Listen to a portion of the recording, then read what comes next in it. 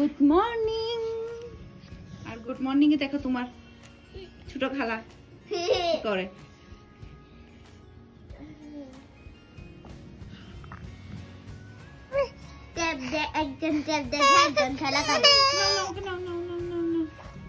Brush করছো? কখন? মাথা ব্যান্ড দাও, চুল অন্য একটার মতো বসে রাখছো। এই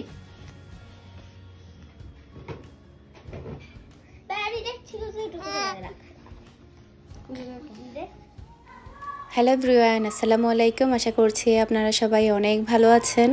আমরাও সবাই আলহামদুলিল্লাহ ভালো আছি। আরও একটি নতুন ভিডিও দেখার জন্য আপনাদের সবাইকে ওয়েলকাম জানাচ্ছি। তো আজকের ভিডিওটা সকাল থেকেই শুরু করলাম। তো আশা করছি আজকের ভিডিওটা আপনাদের কাছে অনেক ভালো লাগবে। আর আমার ভিডিওগুলো যদি আপনাদের কাছে ভালো লেগে থাকে, যারা এখনও আমার চ্যানেলটি সাবস্ক্রাইব করেননি, প্লিজ আমার চ্যানেলটি সাবস্ক্রাইব করে নেবেন। আর ভিডিওর মধ্যে একটা লাইক দিতে একদমই ভুলবেন না। তো সকালের দিক দিয়ে হচ্ছে আন্টি রুটি ছেঁকে নিচ্ছে, আর সকালের নাস্তাটা আমরা রুটি দিয়ে করব।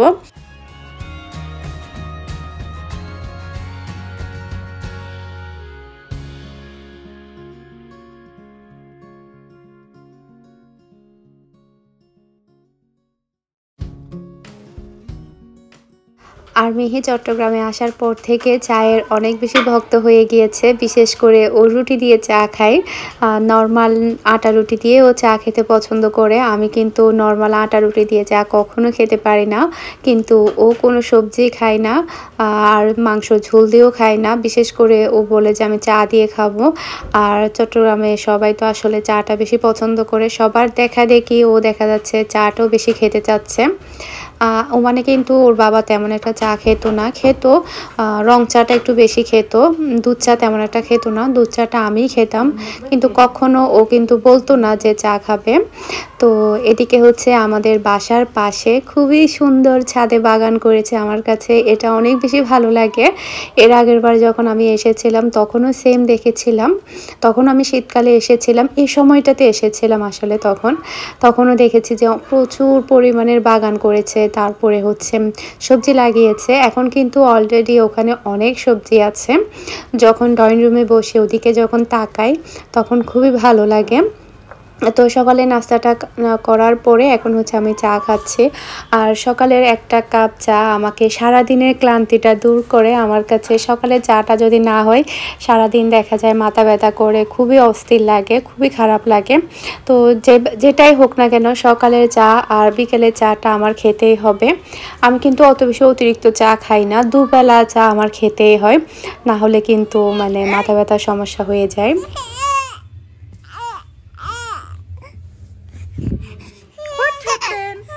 ক্যাঙ্গোরে শোনাই বে শোনা ক্যাঙ্গোরে না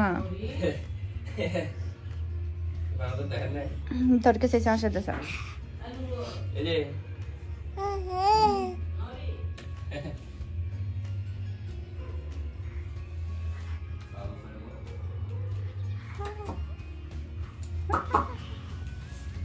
আসে मुँह एक कनारे की बनाई है सासना बर्बाद हो गया मुँह एक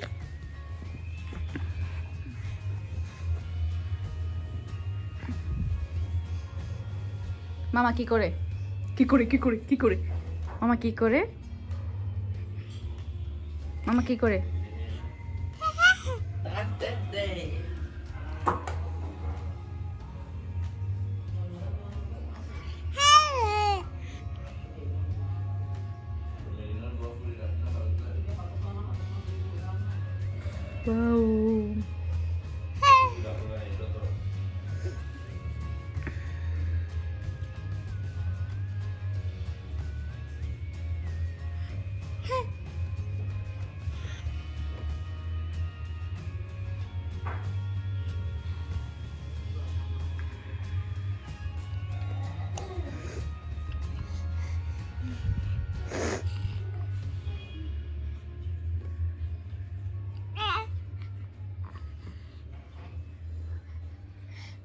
এখন চিটাঙে এসে চা খাচ্ছ না? চা মজা। এটা বহুত দিন ধরে চা খাচ্ছি। বহুত দিন ধরে খাচ্ছো? হ্যাঁ, তাই খালামনের বাসায় যখন গেছিলাম তখন থেকে শুরু করছো আর কি চা খাওয়া? আমি যখন প্রথমবার গেছিলাম আর ওখানে নাস্তা দিচ্ছিল, তো তখন থেকে শুরু করছি যে এখানে চা খাইছি এমনি। টুনটুবুড়ি তুমি খাবে? এখন খেতে পারবে না, গরম গরম গরম। ও তোমাকে টান দিলে চা পড়ে যাবে। ওকে নিয়ে নাও তাহলে। ও বসতে চাচ্ছে। বাপ পড়ে যাব। খেয়ে নাও। তোমার মাঝখানে দাঁত ফাঁক কেন দেখি? হাই হাই, তোমার দাঁত তো ফাঁক আসতেছে।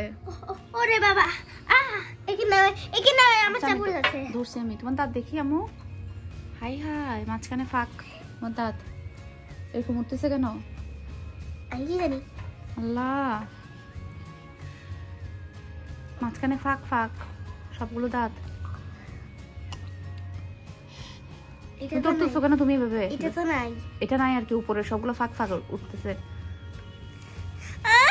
ও বাপ, পিঠাকে ধরু না। তোমাকে কি করতেছে? একে ফেলে দিচ্ছে। আচ্ছা ঠিক আছে, ওকে। আম্মু তুমি ফেলে দিচ্ছ আপুকে? আপু শুধু তোমার বদনামি করে। মামারা কি করতেছে? নাস্তা করতেছে? একটা তো একদম গাদা আলসি। কোনটা? মেজা মামা কি আলসি যে? তোর কি হরসা ফাহিম? তোর কি হরসা? তুই বলে একদম গাদা আলসি। আমার চা খাওয়া শেষ, এখন আর বিপদ নেই। দাওয়াকে ফেলে দাও পিঠা। মেজো মামা নাকি ছোট মামা? মেজো মামা। মেজো মামা ফাই মামা আলসি যে? কিভাবে আলসি হলো? ওই দেখ, যখন মামি চলে যাচ্ছিল তখন মামা ঘুমাচ্ছিল না, আর মামিকে আল্লাহ হাফেজও বলতে পারেনি, তার মানে গাদা। হ্যাঁ। বাবা ও বাপ।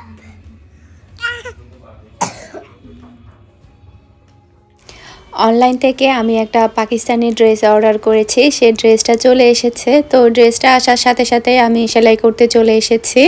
তো ড্রেসটা আমি যেভাবে অর্ডার করেছিলাম সেভাবেই পেয়েছি। খুবই সুন্দর ছিল ড্রেসটা, মানে কোনো দুই নাম্বারই করেনি পাকিস্তানি ড্রেসের ক্ষেত্রে। অনেক অনেক ভালো লেগেছে আমার। আসলে বাংলাদেশে আসার পরে একটা পাকিস্তানি ড্রেস অর্ডার করার প্ল্যান ছিল, তো ইনশাল্লাহ করে ফেললাম। তো এই ড্রেসটা হয়তো বা আপনাদের কাছেও ভালো লাগবে, খুবই সুন্দর ছিল। সেলাই করলে কিন্তু আরও বেশি ভালো লাগবে এটা।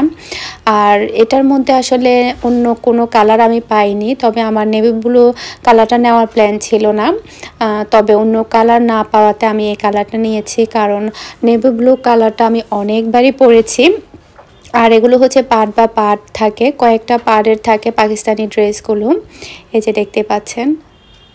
আর মিনহার মুখে হচ্ছে মানে ও বিচি উঠেছে কিছু, তারপরে হচ্ছে ওর নখ দিয়ে পুরা মুখটা ও দাগ করে ফেলেছে। মানে কয়েকদিন পরে হয়তো বা চলে যাবে। দেখা যায় কি ও সারাক্ষণ মুখ দিয়ে এটা সেটা করতে থাকে। তারপরে একটু বাচ্চাদের নখগুলো কিন্তু অনেক বেশি ধারালো থাকে, সেক্ষেত্রে দেখা যায় একটু থেকে একটু লাগলেই কিন্তু মুখটা ছিঁড়ে যায়। প্রায় 2 জায়গায় ওর মুখটা ছিঁড়ে গিয়েছে। তো এই ড্রেসটা কেমন হয়েছে আপনারা কিন্তু আমাকে অবশ্যই কমেন্ট করে জানাবেন আপনাদের কাছে কেমন লেগেছে। এই যে এটা হচ্ছে হাতার কাজ, আর অনেকগুলো প্যানেল ছিল, মানে প্যান্টের মধ্যে ছিল, তারপরে হচ্ছে নিচে ছিল, পিছনে ছিল কামিজের, তারপরে হচ্ছে হাতার মধ্যে ছিল প্যানেল। ওড়নাটাও কিন্তু অনেক বেশি সুন্দর ছিল। এই যে এটা হচ্ছে হাতার মধ্যে, আবার হাতার মধ্যে কিন্তু এই প্যানেলগুলো বসবে। পাকিস্তানি ড্রেসের মধ্যে যেটা হয় অনেকগুলো প্যানেল থাকে। আর আপনাদেরকে আমি বলেছিলাম যে মানে আমি নতুন একটা বিজনেস শুরু করব, ওটার আমার পেজও অলরেডি খোলা হয়েছে অনেক আগেই, তবে আমি করব করে করা হয়নি। সেটা হচ্ছে পাকিস্তানি ড্রেসের বিজনেস। সরাসরি আমি পাকিস্তান থেকেই ড্রেসগুলো নিয়ে আসবো। তো ইনশাআল্লাহ সামনে ঈদ আসছে, ঈদ উপলক্ষে হয়তো বা সেটা স্টার্ট করা হবে। দোয়া করবেন আপনারা সবাই। আসলে আপনাদের সাথে এর আগে শেয়ার করিনি, আজকে জাস্ট মানে শেয়ার করে ফেললাম কথায় কথায়। আরও পরে শেয়ার করার প্ল্যান ছিল, তবে আজকেই শেয়ার করে ফেললাম। তো ওটা আসলে এখন আমি আপাতত বন্ধ রেখেছি। আমার কিন্তু অলরেডি 2টা পেজ ওপেন করা আছে, একটা হচ্ছে বাংলাদেশের, একটা হচ্ছে ওমানের। তবে আমি ব্যস্ততার কারণে সেই কারণে কিন্তু আমি আর ওপেন করিনি। ইনশাল্লাহ সামনে নতুন করে শুরু করা হবে। তো এখানে হচ্ছে ফুফিও এসেছে, ফাহামিদও এসেছে ড্রেস সেলাই করতে। ফুফিও কিন্তু একটা পাকিস্তানি ড্রেস নিয়েছে। ফুফির ড্রেসটার কালার তো মাশাআল্লাহ কি বলবো, খুবই সুন্দর ছিল কালারটা।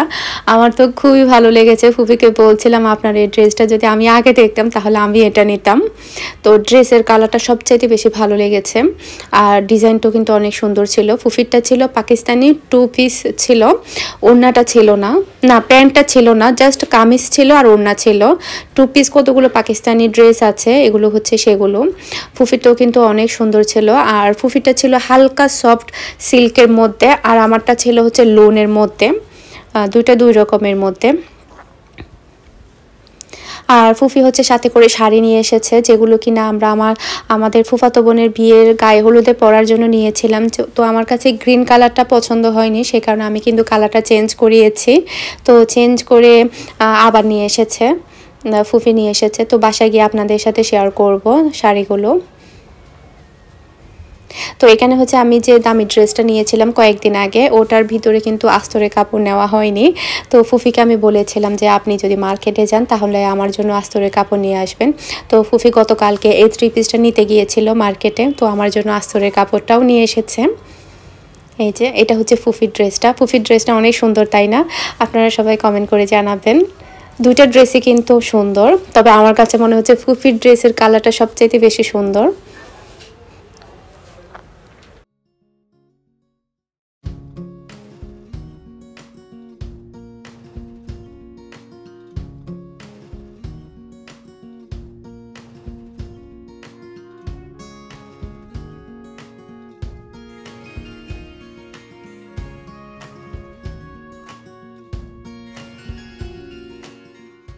আমার ফুফাতো বোনের গায়ে হলুদে পরার জন্য সবাই একই রকম আমরা এই কালারটাই পছন্দ করেছি। তো এই কালারটা সবচাইতে ভালো লেগেছে। আর ফুফিদের থাকবে হচ্ছে হালকা লেমন কালার ওটা, আর আমাদের যেটা গ্রিন কালার ছিল ওটা আমি চেঞ্জ করে এই কালারটা নিয়েছি। এই যে এখানে হচ্ছে টোটাল 5টা শাড়ি, আরও আছে অনেকগুলো। আমার চাচাতো বোন, তারপরে হচ্ছে সোহানার রিলেটিভরাও পরবে, সবাই একই রকম পরবে আসলে। আর শাড়িগুলো আমরা সবাই যার যার টাকা দিয়ে কিনেছি, একই রকম কিনেছি, একই দোকান থেকেই কিনেছি, অনেকগুলোই নেওয়া হয়েছে। আর এই যে কোয়ালিটি কিন্তু এটার অনেক ভালো ছিল, বড় একটা পাড়ের মধ্যে ছিল। তারপরে কালারটা এটা। আর এখানে 5টা শাড়ি হচ্ছে আমাদের 4 বোন আর হচ্ছে ভাবি, আমরা 5 জনের জন্য। তো আজকে হচ্ছে আমার একটা বার্থডে কেকের অর্ডার ছিল, চকলেট বার্থডে কেকের। তো এই যে কেকটা আমার রেডি করা শেষ, দেখতেই পাচ্ছেন আপনারা। আর আমার পেজের লিঙ্কটা ডেসক্রিপশন বক্সে থাকবে, যারা চট্টগ্রামে আছেন তারা চাইলে অর্ডার করতে পারেন। আমি সবসময় ফ্রি থাকি বাসায়, কোনো কাজকর্ম নেই। বাবার বাড়িতে আসলে খাওয়া দাওয়া ঘুম ছাড়া আর কোনো কাজকর্মই থাকে না। তো সবাই ভালো থাকবেন, সুস্থ থাকবেন। আসসালামু আলাইকুম, আল্লাহ হাফেজ।